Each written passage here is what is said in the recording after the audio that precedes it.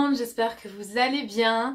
Aujourd'hui, on se retrouve dans une nouvelle vidéo spéciale SAQ sur tout ce qui est formation en naturopathie. Effectivement, vous êtes nombreux à m'envoyer des messages sur Instagram, sur Facebook, où vous me posez quand même des questions que je trouve extrêmement pertinentes, que je me suis moi-même posée à l'époque où j'ai décidé de me former en naturopathie.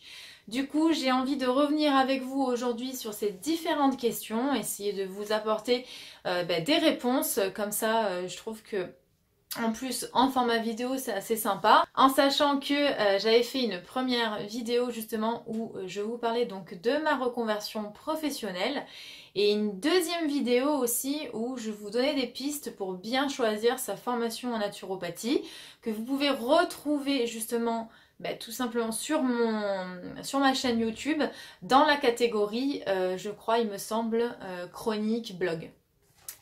Aujourd'hui, on se retrouve uniquement pour vos questions. Alors, on attaque avec une première question. Y a-t-il une évaluation à la fin d'une formation? Alors écoutez, en général, j'ai envie de vous dire oui. Ça me paraît logique qu'il y ait une évaluation en fin de parcours, en fin de formation, non pas pour vous faire rentrer dans une logique de compétition, mais tout simplement pour vous permettre déjà de vous évaluer sur vos connaissances, où est-ce que vous en êtes, mais surtout pour l'école de savoir si vous êtes prêt, oui ou non, à pouvoir vous installer en cabinet et recevoir des personnes. Il faut savoir qu'il y a des écoles où vous passez donc, alors ils appellent ça soit des examens, soit des partiels, ou même du contrôle continu. Vous allez passer donc à différents niveaux des examens qui vont permettre une certaine mise en situation. Bien souvent aussi, à la fin de la deuxième ou de la troisième année, vous allez avoir la possibilité donc de passer devant un jury.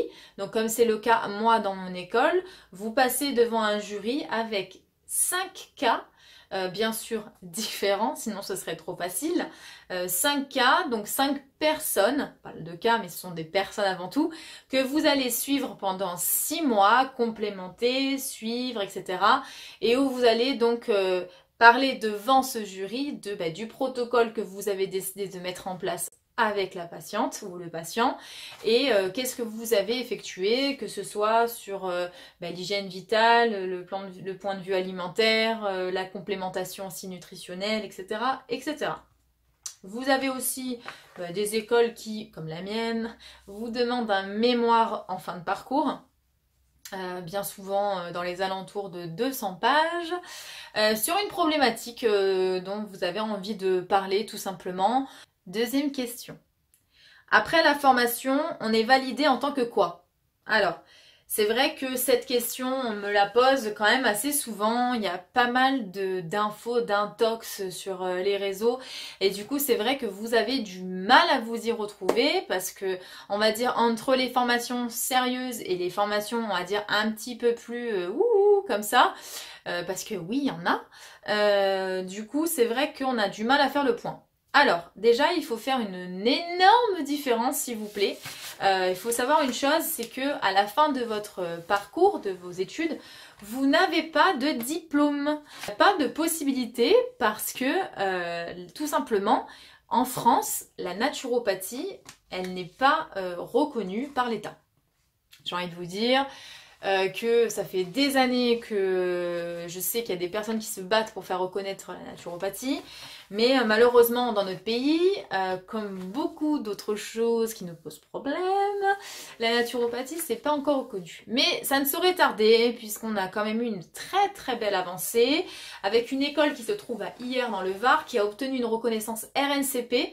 Donc c'est quand même une reconnaissance de l'État, on va dire, qui donne un niveau, en fait, une équivalence au niveau Bac plus 2 ou plus 3 ou plus 4, selon la reconnaissance RNCP en question, et qui vous donne un niveau de licence ou master. Donc ça, c'est déjà quand même j'ai envie de vous dire, une belle avancée. Mais ceci étant dit, vous n'avez toujours pas de diplôme. Donc, comment ça s'appelle? Eh bien, ça s'appelle une certification. C'est un certificat qu'on vous remet pour attester, entre guillemets, que vous avez suivi cette formation, que vous avez répondu aux critères de l'école pour obtenir ce certificat et que vous l'avez eu. Autre question. Est-il possible de personnaliser sa formation? Alors, je sais que dans certaines écoles, c'est possible, et tant mieux. Vous allez me demander pourquoi. Tout simplement parce que je pense qu'il y a des personnes qui sont faites pour certaines pratiques dans la naturopathie, certaines techniques et d'autres non. Donc je trouve que c'est bien en fait aussi de pouvoir faire aussi son programme à la carte, c'est quand même hyper intéressant.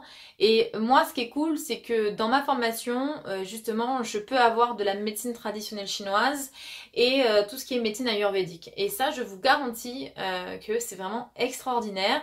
Pour ceux qui me suivent sur Instagram et Facebook, vous savez que là j'ai notamment terminé mon cursus en médecine chinoise à mon plus grand plaisir parce que je peux vous dire que c'est quand même conséquent et que au bout de 2 ans, je parle mandarin, ça y est. Non, blague à part, franchement, c'est extraordinaire. Alors, bien sûr, je vais répondre aux questions que j'ai eues. Non, je ne vais pas piquer aux aiguilles, parce que bien sûr qu'il faudrait quand même un cursus complet de, on va dire, en médecine chinoise et surtout des autorisations, parce qu'en France, c'est hyper réglementé et même au niveau de l'acupuncture, je sais que ça pose beaucoup de problèmes. Donc non, je ne vais pas piquer et je vais vous dire un petit secret, j'aime pas les piqûres. Je pense beaucoup utiliser la moxibustion parce que la moxibustion je trouve ça exceptionnel et utiliser les ventouses. Et oui, les ventouses on a tendance à les oublier et je peux vous dire que c'est quand même extra. Mais ça j'en reviendrai dans une prochaine vidéo qui m'a été demandée autour de la médecine chinoise pour justement vous en parler un petit peu plus. Est-il possible de faire prendre en charge sa formation? C'est la question qui revient tout le temps dans les questions qu'on me pose sur les réseaux. Alors, je vais vous répondre tout simplement. Comment ça se passe quand on fait prendre en charge sa formation? Ça dépend déjà de votre statut. Donc ça, je vous encourage à aller revoir ma vidéo sur la reconversion professionnelle puisque j'en parle, on va dire, un petit peu plus longuement, surtout dans la phase de projet, comment poser son projet, etc. Si vous travaillez, si vous êtes salarié, il faut savoir que vous cumulez, on va dire, une possibilité de prendre un congé de formation. Vous savez, ils ont beaucoup changé ces derniers temps. On parle plus de CIF, on parle plus de DIF, maintenant on parle de CPF, on parle de plein de formations. Enfin bref, à s'y perdre quoi. Mais sachez que la structure reste la même. C'est-à-dire quand vous êtes salarié, vous passez par ce qu'on appelle un OPCA. Un OPCA, c'est un organisme financeur auquel votre entreprise a collecté. En sachant qu'en plus que votre patron, normalement, il me semble, d'après ce que j'ai entendu, ne peut plus vous refuser au bout de 2 ou 3 fois, je crois, et qu'il n'y a plus de durée dans le temps pour proposer votre projet. Alors ça paraît génial.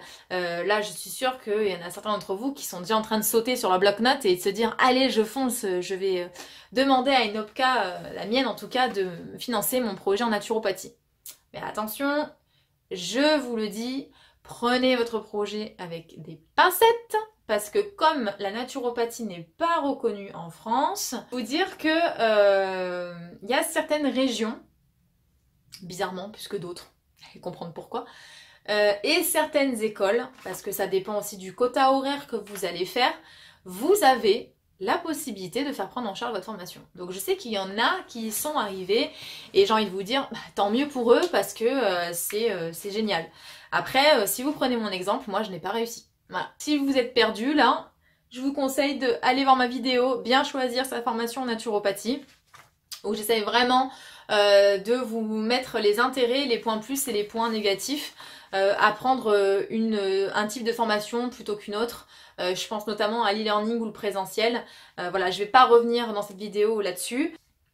Combien de temps dure la formation? Alors, il existe des formations qui sont super souples. C'est-à-dire que vous allez tout simplement adapter votre formation en fonction de votre emploi du temps.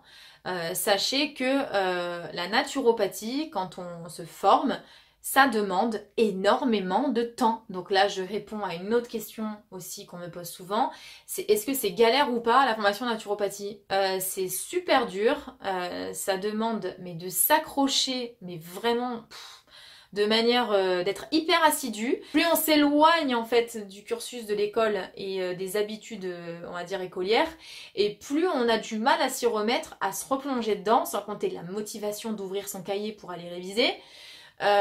Surtout la masse d'infos qu'il faut retenir parce que il y a quand même beaucoup de techniques: aromathérapie, phytothérapie, gémothérapie, iridologie, anatomie, physiologie, biologie, pathologie, médecine chinoise, médecine ayurvédique. Vous imaginez même pas les socles, sans compter l'alimentation, la nutrition, on va dire, qui s'appelle la nutrithérapie, c'est-à-dire la nutrition appliquée aux pathologies, enfin bref. Les fleurs de bac, les fleurs de bouche australiens, on ne s'arrête jamais, vous voyez, donc c'est quand même assez huge, sans compter que l'anatomie et la physiologie, je vous l'ai déjà dit, c'est un gros pavé. Donc, combien de temps dure la formation? Déjà, ça dépend de vous. Si vous êtes en e-learning, ça va dépendre de votre capacité à avancer plus ou moins vite. Et si vous êtes en présentiel, souvent, c'est entre 2, 3, voire 4 ans pour certaines écoles.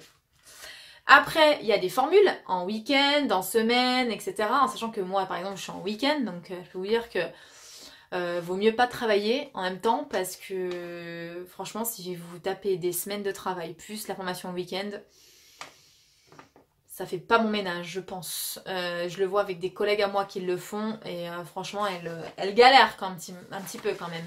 Donc c'est pour ça que vous voyez les phases du projet dans une reconversion professionnelle, peu importe le domaine que vous choisissez, c'est hyper important. Il faut bien réfléchir. Est-ce que je suis en mesure de le faire? Est-ce que je me sens capable de le faire?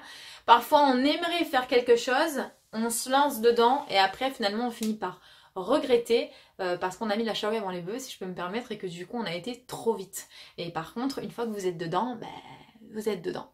Donc, il faut bien réfléchir à tout ça parce que c'est quand même un investissement financier. Même si vous faites financer la formation, c'est quand même de l'argent derrière. La formation justement en anatomie et physiologie est-elle nécessaire? Je suis d'accord, on ne peut pas tout savoir. Nous ne sommes pas médecins, attention. Mais par contre, je pense que ça contribue, votre savoir à ce niveau-là, à déjà connaître les mécanismes physiologiques de la pathologie ou de la personne qui est en face de vous. C'est connaître les grandes caractéristiques d'une pathologie.